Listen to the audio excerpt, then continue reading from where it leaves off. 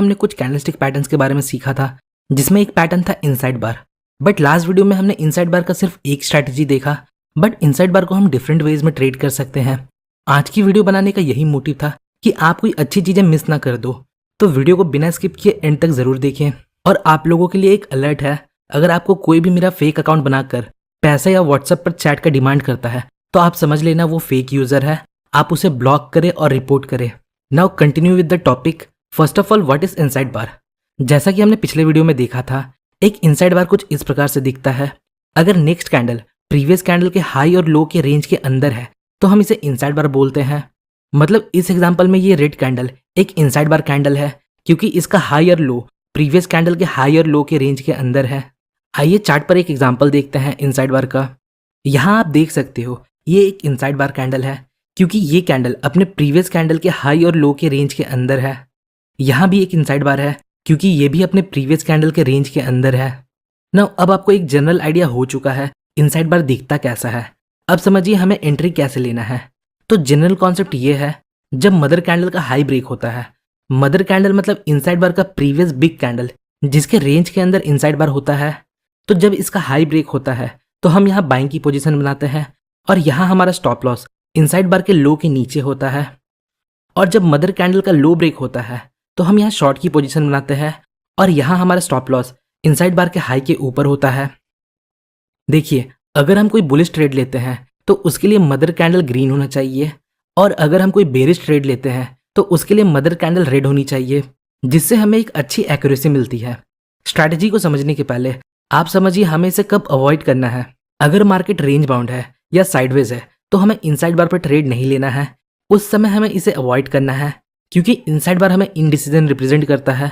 मतलब मार्केट यहाँ अनडिसाइडेड है, यहाँ ना बायर्स प्राइस को ऊपर ले जा पाए और ना सेलर्स प्राइस को नीचे ले जा पाए और प्रीवियस कैंडल के रेंज में फंसे रहे। और वहीं रेंज मार्केट भी अनडिसाइडेड होता है, जहां बायर्स प्राइस को रेसिस्टेंस तक लेकर जाते हैं और सेलर्स प्राइस को सपोर्ट तक लेकर जाते हैं, और ये कुछ दिनों तक चलता रहता है और प्राइस एक रेंज में फंसा रहता है। अब आप ही सोचिए, अगर हम दो अनडिसाइडेड चीजों को मिलाकर ट्रेड करें तो हमें क्या मिलेगा। अब समझते हैं हम इसे ट्रेड कैसे करना है। पहला तरीका है, जब मार्केट कंसोलिडेशन पीरियड के बाद एक ब्रेकआउट देता है तो हम इसे ट्रेड कर सकते हैं। दूसरा तरीका, जब प्राइस 10 पीरियड मूविंग एवरेज के साथ रिएक्ट कर रहा होता है तब हम इनसाइड बार को ट्रेड कर सकते हैं। और तीसरा तरीका है सपोर्ट और रेसिस्टेंस। आइए एक एक करके एग्जांपल की हेल्प से स्ट्रैटेजी को समझते हैं। पहले हम ब्रेकआउट ऑफ कंसोलिडेशन पर ट्रेड कैसे लेना है वो समझेंगे।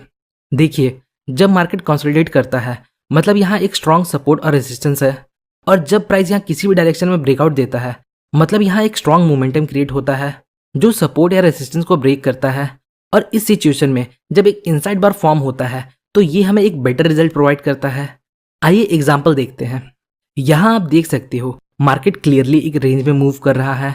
नेक्स्ट, प्राइस सपोर्ट लेवल को ब्रेक करता है, मतलब यहाँ डाउनवर्ड मोमेंटम हाई है और यहाँ हमारे पास एक इनसाइड बार कैंडल है। अब हमें इसके लो के ब्रेक होने का वेट करना है। नेक्स्ट, यहाँ एक रेड कैंडल इसके लो को ब्रेक कर देता है। अब मैं यहाँ शॉर्ट कर सकता हूँ और मेरा स्टॉप लॉस इनसाइड बार के हाई के ऊपर होगा। एक और एग्जांपल देखते हैं। यहाँ भी मार्केट क्लियरली एक रेंज में है। नेक्स्ट, प्राइस इस रेजिस्टेंस लेवल को ब्रेक करता है और फिर यहाँ हमें एक इनसाइड बार कैंडल मिलता है। अब हमें मदर कैंडल के हाई के ब्रेक होने का वेट करना है, तो यहाँ एक ग्रीन कैंडल मदर कैंडल के हाई को ब्रेक कर देता है। अब मैं यहाँ बाई कर सकता हूँ और यहाँ मेरा स्टॉप लॉस इस जगह पे कहीं होगा। आप सिचुएशन के अकॉर्डिंग स्टॉप लॉस को थोड़ा बहुत एडजस्ट कर सकते हो।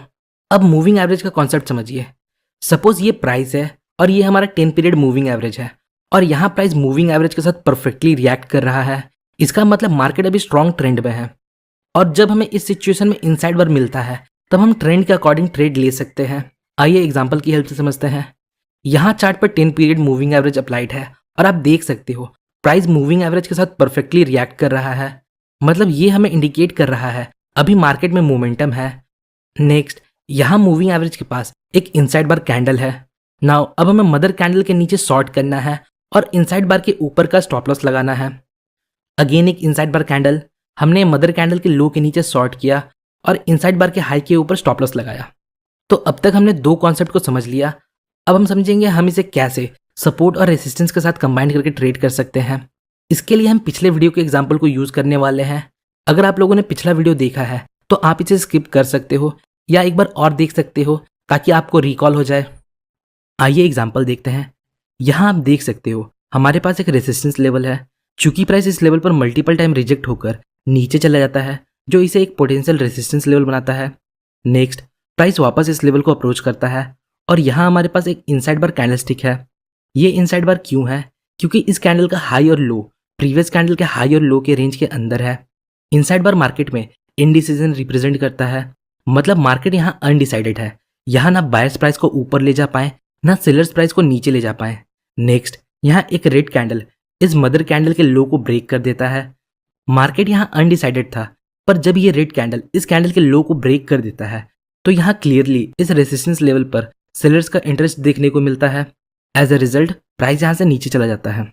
आइए एक थोड़ा एडवांस ट्रेड सेटअप देखते हैं। यहाँ आप देख सकते हो प्राइस इस लेवल तक ऊपर जाता है, फिर यहाँ से रिवर्स हो जाता है जो इसे एक रेजिस्टेंस लेवल बनाता है। नेक्स्ट प्राइस वापस इस लेवल को अप्रोच करता है। अब नोटिस कीजिए जब प्राइस इस लेवल को अप्रोच करता है कैसे कैंडल्स का साइज छोटा होते जाता है। यहाँ हमारे पास एक बिग कैंडल है, नेक्स्ट एक स्मॉल कैंडल है, फिर एक उससे भी स्मॉल कैंडल और फाइनली एक इनसाइड बार। जब प्राइस अपने की लेवल को अप्रोच करता है और उस समय अगर कैंडल्स का साइज छोटा होते जाता है तो ये एक मोमेंटम लॉस का साइन है। और हम ये भी देख सकते हैं मल्टीपल कैंडल्स इस रेजिस्टेंस लेवल को ब्रेक करने में फेल हुए हैं। नेक्स्ट यहाँ एक बिग रेड कैंडल इनसाइड बार के मदर कैंडल का लो ब्रेक कर देता है। नाउ अब यहाँ हमारे पास मल्टीपल फैक्टर्स है जो हमें यहाँ एक high quality short opportunity provide करते हैं। फर्स्ट श्रिंकिंग कैंडल जो हमें मोमेंटम लॉस इंडिकेट करता है। Second multiple rejections at this resistance level. Third inside bar candlestick और फाइनली